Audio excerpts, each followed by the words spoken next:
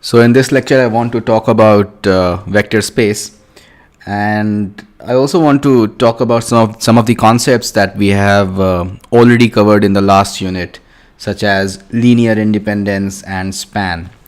So let me start first there. So let's consider a set of m vectors. Let's call them u1, u2, dot dot dot um. And of course, these m vectors have the same number of components. So let's say they have n elements or n components. So a linear combination of these m vectors is another vector or an expression of the form c1 u1 plus c2 u2 plus dot dot dot plus cm where all the ci's, so c1 c2 till cm, they are scalars, that is, they belong to the real number set. And now consider this linear combination c1 u1 plus c2 u2, and let's say that this linear combination is equated to 0 for some scalars c1 c2 and dot dot dot till cm. And of course, this holds true when all the c's, that is all the c1 c2 and cm, are 0. But let's say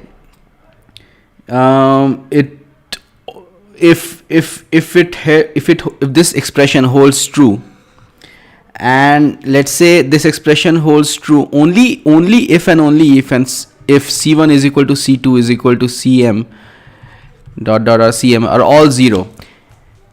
All right, and let's say that is the only condition under which this expression holds true, then we will say that the vectors u1 u2 till um are linearly independent. Okay,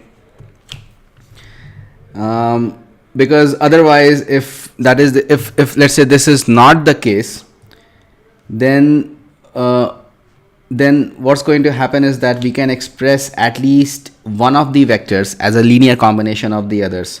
So for example, let's say if c1 is not equal to 0, then in that case we can write u1 as, let's say, k2 u2 plus k3 u3 plus dot dot dot k m where k2 will be c2 by c1 and k3 will be c3 by c1, and so on and so forth.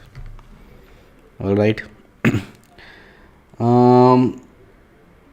So that's linear independence for you guys. Now, given m vectors u1 u2 till um with n components as we considered them before, we can form the set v of all linear combinations of these vectors, right? So v will be called the span.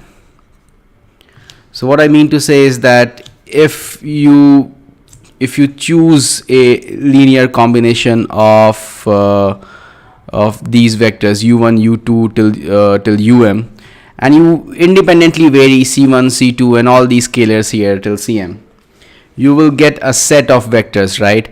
So that set of vectors will be known as the span, and let's denote that span, that set span, that set by the alphabet v here.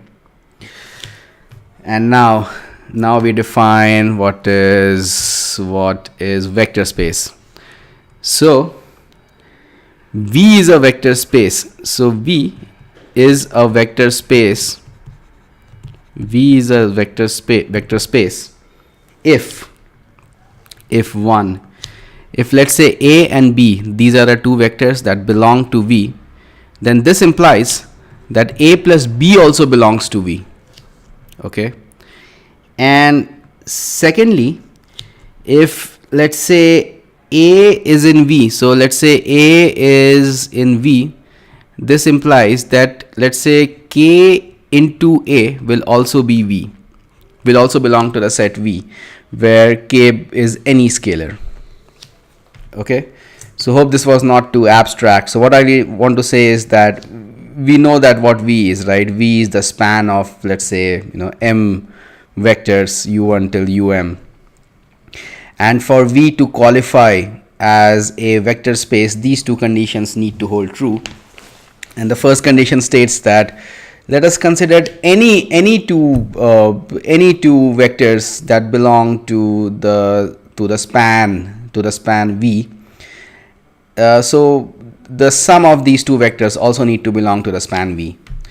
And the second condition is that if A belongs to the span V, then K times A, where K is a scalar, also belongs to the span V. If these two conditions hold true, then V is a vector space. All right. And the maximum number of linearly independent vectors in V is called dimension of V. So let me write it down. So dimension of V, and it's denoted as dim V, and this is equal to the maximum number of linearly independent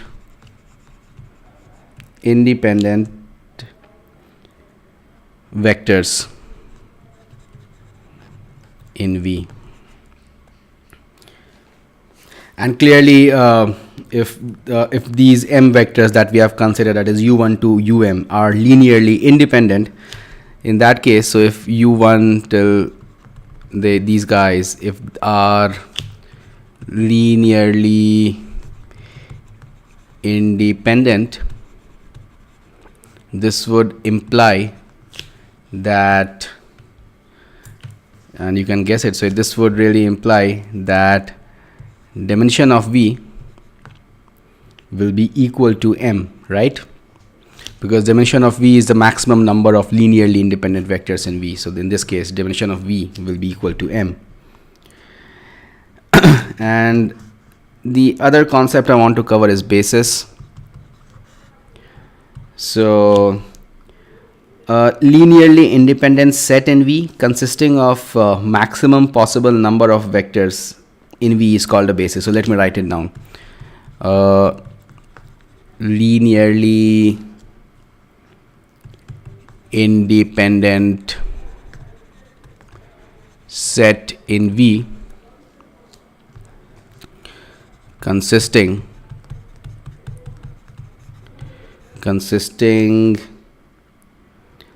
of a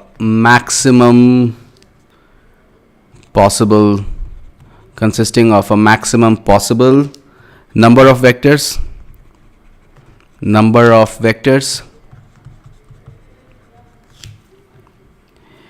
in V is called basis.